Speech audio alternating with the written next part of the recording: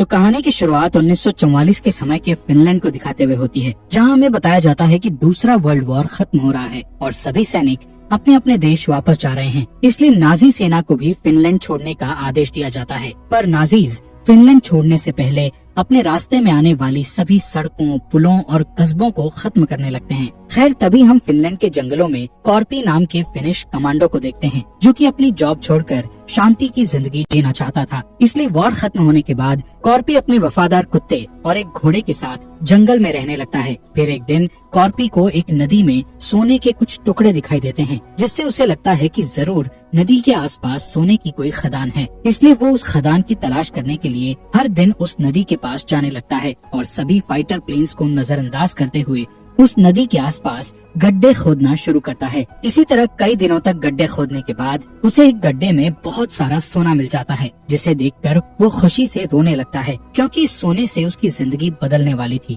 खैर, कॉर्पी उस सोने को उठाकर अपने टेंट में छुपा देता है, जहां वो पूरी रात जागकर उस सोने की हिफाजत करता है, क्योंकि उसे डर था कि कोई उसके सोने को चुरा न ले। अगली सुबह कॉर्पी सारा सोना एक बैग में रखता है और अपने घोड़े पर बैठकर वहां से निकल जाता है, जिसके साथ साथ उसका कुत्ता भी पीछे पीछे जाने लगता है। कुछ घंटों चलने के बाद कॉर्पी को रास्ते में नाजी सेना का जनरल ब्रूनो दिखाई देता है, जो कि अपने सैनिकों के साथ वहां से गुजर रहा था। यहाँ ब्रूनो के पास एक खतरनाक टैंक था। इसके अलावा वो कई फिनिश औरतों को किडनैप करके अपने साथ ले जा रहा था। असल में वो सभी सैनिक उन औरतों के साथ गलत काम किया करते थे। तभी हम वुल्फ नाम के सैनिक को देखते हैं, जो कि एक औरत के साथ जबरदस्ती करता है। यहाँ कॉर्पी ब्रूनो को देखता है और फिर उसके सभी सैनिकों को अनदेखा करके आगे बढ़ने लगता है। तभी वुल्फ ब्रूनो के पास आता है और कॉर्पी को मारने के लिए अपनी गन उठा लेता है, जिस पर ब्रूनो उसे रोक लेता है और कहता है कि वो आदमी वैसे भी अपनी मौत के पास जा रहा है, क्योंकि हमारी एक टुकड़ी पीछे आ रही है। इसके बाद कॉर्पी वहाँ से आगे बढ़ता है,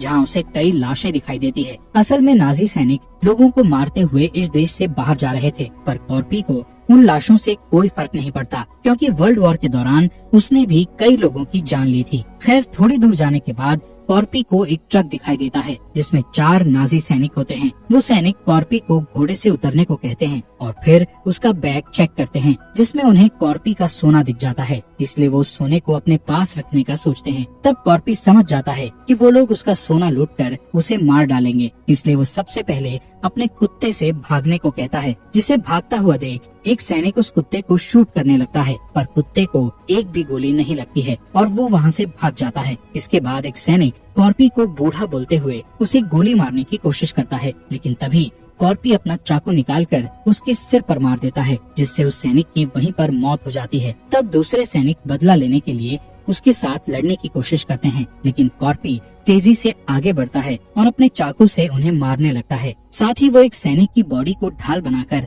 गोलियों से बचने लगता है, जिसके बाद वो एक सैनिक को हेलमेट से पीट कर मार डालता है। तभी बचा हुआ सैनिक उसे पीछे से पकड़ने की कोशिश करता है, जिससे कॉर्पी उसका हाथ मोड़ देता है और उसे अपनी गन से शूट करके मार डालता है। इधर ब्रूनो और उसके सैनिकों को जब गोलियों की आवाज सुनाई देती है, तब वो चेक करने के लिए वापस पीछे आने लगते हैं, लेकिन तब तक कॉर्पी वहाँ से चला जाता है। यहाँ ब्रूनो देखता है कि उसके 4 सैनिकों को किसी ने मार दिया है। तभी उसे अपने एक सैनिक के पास सोने का टुकड़ा दिखाई देता है, जो कि उस सैनिक ने अपनी जेब में छिपा लिया था। इस टुकड़े को देखकर ब्रूनो को समझ आ जाता है कि उसके साथियों को यहाँ से जा रहे उस बूढ़े आदमी ने ही मारा है और उसके पास बहुत सारा सोना है। इसलिए ब्रूनो कॉर्पी के पीछे जाने का फैसला करता है। कुछ ही देर बाद उन्हें रास्ते में कॉर्पी दिखाई देता है। तब वो अपने टैंक से उस पर गोली चलाने लगता है, लेकिन कॉर्पी अपने घोड़े की स्पीड बढ़ाता है और उन्हें चकमा देकर भागने लगता है। जिसके बाद कॉर्पी एक माइन फील्ड में चला जाता है, जहाँ नाजी सैनिकों ने कई माइन बिछाकर रखी हुई थी। इसी दौरान ब्रूनो भी वहाँ पहुँच जाता है, पर वो अपने आदमियों को शूट करने से मना करता है और हंसते हुए उन्हें बताता है कि ये बूढ़ा आदमी ब्लास्ट होने वाला है। तभी कॉर्पी का घोड़ा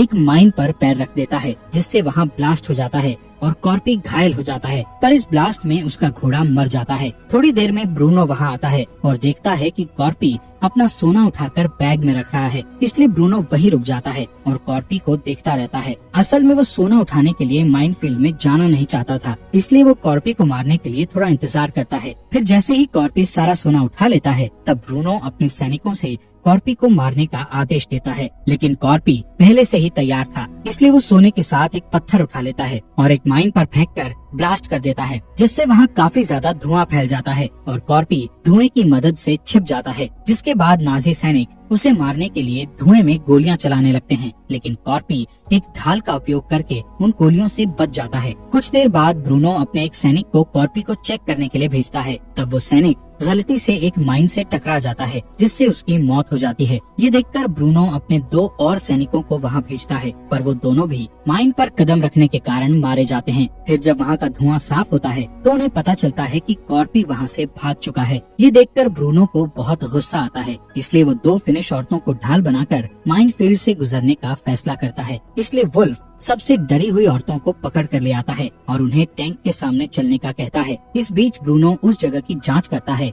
जहां उसे कॉर्पी के कुत्ते का टैग मिलता है। थोड़ी देर के बाद वो सभी माइन फील्ड से गुजरने लगते हैं, जिस दौरान ब्रूनो कॉर्पी के बारे में जानकारी मांगने के लिए टैंक में रखे रेडियो का यूज करता है। तब उनके हेड ऑफिसर उन्हें बताते हैं कि उस बूढ़े आदमी का नाम कॉर्पी है और तुम्हें उसका पीछा करना बंद करना होगा। इसके अलावा हेड कहता है कि तुम भाग्यशाली हो जो कॉर्पी से मिलने के बाद भी जिंदा हो, क्योंकि कॉर्पी वर्ल्ड वॉर का सबसे खतरनाक कमांडो था और कोई भी उसके साथ दुश्मनी नहीं करना चाहता। साथ ही ब्रूनो को पता चलता है कि वॉर के दौरान रशिया के सैनिकों ने कॉर्पी के परिवार को मार डाला था, जिसके बाद कॉर्पी एक खतरनाक सैनिक बन गया और उसने अपने ऑफिसर्स का आदेश लेना भी बंद कर दिया। तब से ही उसके ऑफिसर्स ने उसके ऊपर कंट्रोल करना छोड़ दिया और उसे रशियन सैनिकों का शिकार करने के लिए अकेले जंगल में भेज दिया। तब से लेकर आज तक वो 300 से ज्यादा रशियन लोगों को अकेले मार चुका है।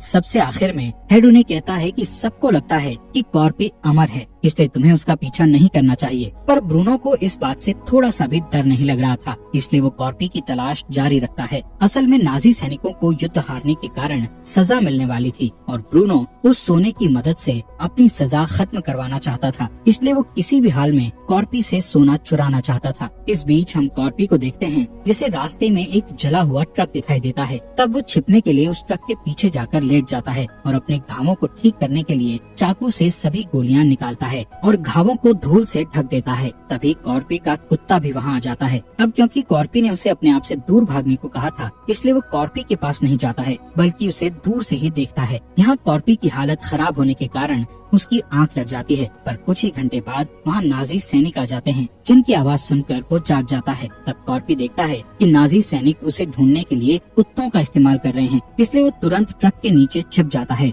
और नाजीज को दिखने लगता है। तभी मौका देखकर वो नाजी सेना के ट्रक के नीचे जाकर छिप जाता है और फिर उस ट्रक के फ्यूल टैंक को काटकर अपने ऊपर फ्यूल गिराने लगता है, ताकि नाजीज के कुत्तों को उसकी स्मेल ना आ सके। इसके बाद नाजीज कॉर्पी को ढूंढने के लिए नया प्लान बनाने का सोचते हैं और वहीं रुक जाते हैं। तब कॉर्पी वहाँ से भागने की कोशिश करता है, लेकिन एक कुत्ता उसे देख लेता है और भौंकने लगता है, जिससे सैनिकों को कॉर्पी का पता चल जाता है और वो उसे गोलियों से मारने लगते हैं, जिसमें एक गोली कॉर्पी के पैर में लग जाती है, पर फिर भी वो वहाँ से भाग जाता है। ये देखकर ब्रूनो अपने कुत्तों को उसके पीछे भेज देता है। तब कॉर्पी उन कुत्तों को डराने के लिए अपने आप को जला लेता है और पास वाली एक झील में कूद जाता है, जिसके बाद सभी सैनिक उस पर गोलियां चलाने लगते हैं, जिस पर ब्रूनो अपने आदमियों को रोकता है और कॉर्पी की झील से बाहर निकलने का इंतजार करता रहता है, पर कॉर्पी बहुत देर तक बाहर नहीं निकलता है। जैसे ही कॉर्पी पानी से बाहर आता है, तब सैनिक उस पर तुरंत गोलियां चलाने लगते हैं, जिससे कॉर्पी वापस अंदर चला जाता है। लेकिन तभी उन्हें पानी के अंदर से ब्लड निकलते हुए दिखाई देता है, जिससे सबको लगता है कि कॉर्पी मर गया है। इसलिए 3 सैनिक सोना निकालने के लिए एक बोट से झील के बीचों बीच जाते हैं, जिसमें एक सैनिक पानी के अंदर कूदता है। तब कॉर्पी उसे पकड़ लेता है और अपने चाकू से मार डालता है, जिससे पानी के ऊपर काफी ब्लड आ जाता है। ये देखकर ब्रूनो अपने दूसरे सैनिक को पानी के अंदर भेजता है, पर इस बार फिर से उसे ब्लड दिखाई देता है। ये सब देखकर तीसरा सैनिक बहुत डर जाता है, इसलिए वो बोट को लेकर वहाँ से दूर जाने लगता है, जिस पर वुल्फ उस सैनिक को गुस्से में गोली मारकर मार देता है। तभी कॉर्पी पानी से बाहर आता है और गोलियों से बचने के लिए उस तीसरे सैनिक की बॉडी को अपनी ढाल बनाकर भागने लगता है। यहाँ ब्रूनो देखता है कि कॉर्पी का कुत्ता झील के किनारे खड़ा होकर रो रहा है, क्योंकि वो अपने मालिक के पास जाने के लिए पानी को पार नहीं कर सकता था। इधर ब्रूनो कॉर्पी के कुत्ते को देखकर अपना अगला प्लान बनाता है। दूसरी तरफ कॉर्पी कुछ घंटे चलने के बाद आखिरकार एक शहर में पहुंच जाता है, लेकिन ये शहर नाजीज ने पूरी तरह तबाह कर दिया था।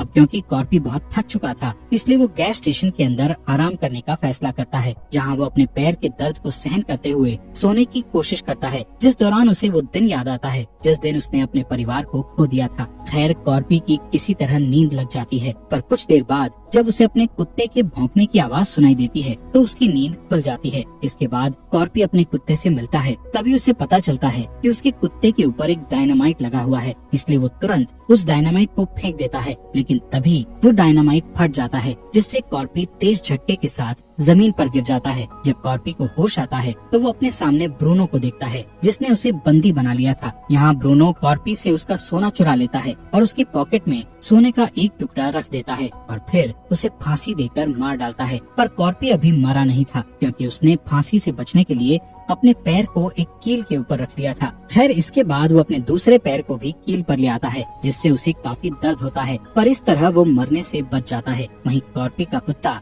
अभी भी उसके पास बैठकर उसके नीचे आने का इंतजार करने लगता है। इसी तरह रात गुजर जाती है और सुबह होने पर एक प्लेन उसकी ओर लैंड करता है, जिसकी हवा के कारण कॉर्पी की रस्सी टूट जाती है और वो जमीन पर गिर जाता है। तभी उस प्लेन से दो पायलट उतरकर बाहर आते हैं और गैस की तलाश करते हैं, जिस दौरान उन्हें कॉर्पी और उसका कुत्ता दिखाई देता है। इसलिए पायलट अपने साथी से उन दोनों को गोली मारने के लिए कहता है, पर वो पायलट उसे मारने से डरने लगते हैं। तभी कॉर्पी मौका देखकर उस पायलट के पैरों पर वार करके उसे नीचे गिरा देता है, जिससे पायलट का सर एक पत्थर से टकरा जाता है और वो बेहोश हो जाता है। इसके बाद दूसरा पायलट वहाँ आता है। तब कॉर्पी मौका देखकर उस पर एक ईंट से वार करता है और उसे जान से मार देता है। यहाँ कॉर्पी को लगता है कि अब वो अपना सोना कभी भी वापस नहीं ला पाएगा, इसलिए वो ब्रूनो का दिया हुआ छोटा टुकड़ा वहीं पर दफन कर देता है। तभी वो दूसरे पायलट को हिलता हुआ देखकर समझ जाता है कि वो अभी जिंदा है, इसलिए वो उस पायलट के प्लेन से ब्रूनो के पास जाने का प्लान बनाता है ताकि वो उससे अपना सोना वापस ला सके।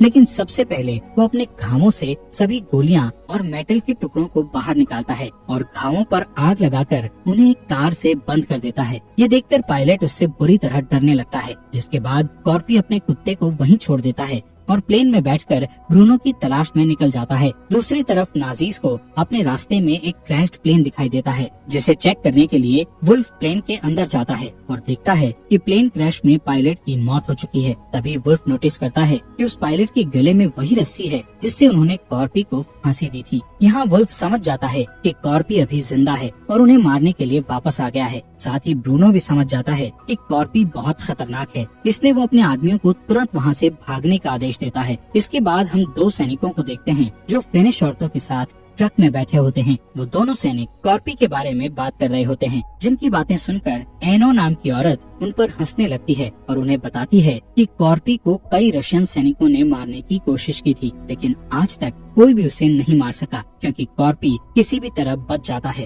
और फिर अपने दुश्मनों को ढूंढकर उन्हें मार डालता है। इसके अलावा एनो उन्हें बताती है कि कॉर्पी को फिनिश लैंग्वेज में सीसू नाम से बुलाते हैं, जिसका मतलब बहादुरी होता है और कॉर्पी कभी भी हार नहीं मानता है। यहाँ एनो समझ जाती है कि अब सभी नाजी सैनिक कॉर्पी के हाथों मारे जाएंगे, इसलिए वो बहुत खुश होती है। तभी अचानक कॉर्पी एक सैनिक को मारकर उसे नीचे फेंक देता है और जब दूसरा सैनिक ट्रक से बाहर देखता है तब कॉर्पी उसे बाहर खींचकर जमीन पर फेंक देता है, जिससे वो सैनिक टैंक के नीचे आकर मारा जाता है। यहाँ एनो मरे हुए सैनिक का हथियार चुराने की कोशिश करती है, लेकिन उसी समय कॉर्पी ट्रक के अंदर आ जाता है, जहाँ ट्रक में फिनिश औरतों को देखकर वो समझ जाता है कि नाजीज ने उन्हें किडनैप करके रखा है और वो सभी निर्दोष हैं, इसलिए वो एनो को हथियार दे देता है। जिसके बाद कॉर्पी ट्रक के ऊपर चढ़ जाता है और ड्राइवर को मारकर उसे नीचे फेंक देता है ताकि एनो उस ट्रक को चलाकर उसकी मदद कर सके। फिर वो ट्रक को टैंक के करीब ले जाता है। तब कॉर्पी उस टैंक पर कूदकर बाकी के सैनिकों को मारने चला जाता है, लेकिन टैंक में मौजूद लोगों को शक हो जाता है,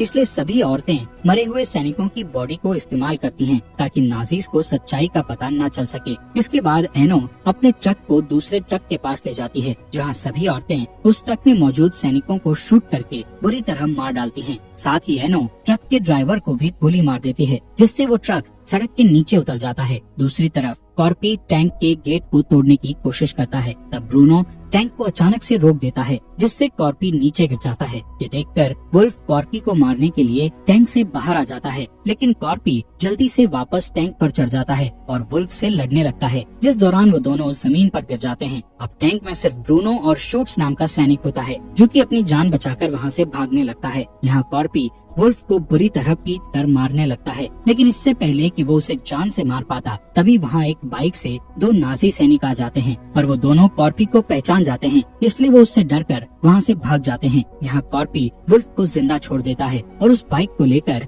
टैंक का पीछा करने के लिए निकल जाता है, जिससे वुल्फ को लगता है कि कॉर्पी ने उसे जिंदा छोड़ दिया है। पर कुछ ही देर में फिनिश औरतें वुल्फ से बदला लेने के लिए वहाँ आ जाती हैं। इसी बीच ब्रूनो एक पायलट से मिलता है और उसके प्लेन से भागने का सोचता है। तब पायलट उसे बताता है कि उसके प्लेन में सिर्फ एक इंसान के बैठने की जगह है, जिस पर ब्रूनो अपने साथी शूट्स को शूट करके मार डालता है और प्लेन में बैठकर वहाँ से भाग जाता है। लेकिन तभी वहाँ कॉर्पी आ जाता है और प्लेन पर गोलियां चलाने लगता है, पर वो प्लेन टेक ऑफ होने लगता है, इसलिए कॉर्पी जल्दी से उस प्लेन के ठीक नीचे आ जाता है और पिक एक्स की मदद से प्लेन को पकड़ लेता है, जबकि ब्रूनो को लगता है कि उन्होंने कॉर्पी को पीछे छोड़ दिया है। खैर कॉर्पी जल्दी से प्लेन का पहिया पकड़कर पिक एक्स से प्लेन के अंदर घुसने का रास्ता बनाता है और बॉम्ब रूम के फ्लोर पर आ जाता है। यहाँ ब्रूनो को प्लेन के अंदर से कुछ आवाजें सुनाई देती हैं, जिस पर पायलट कहता है कि ये प्लेन काफी पुराना है, जिस वजह से इसमें आवाजें आती है। लेकिन ब्रूनो को शक होता है, इसलिए वो चेक करने के लिए बॉम्ब रूम में जाता है, पर जैसे ही वो दरवाजा खोलता है तब कॉर्पी उस पर कूद जाता है और उसे मारने लगता है, जिससे उन दोनों के बीच फाइट होती है।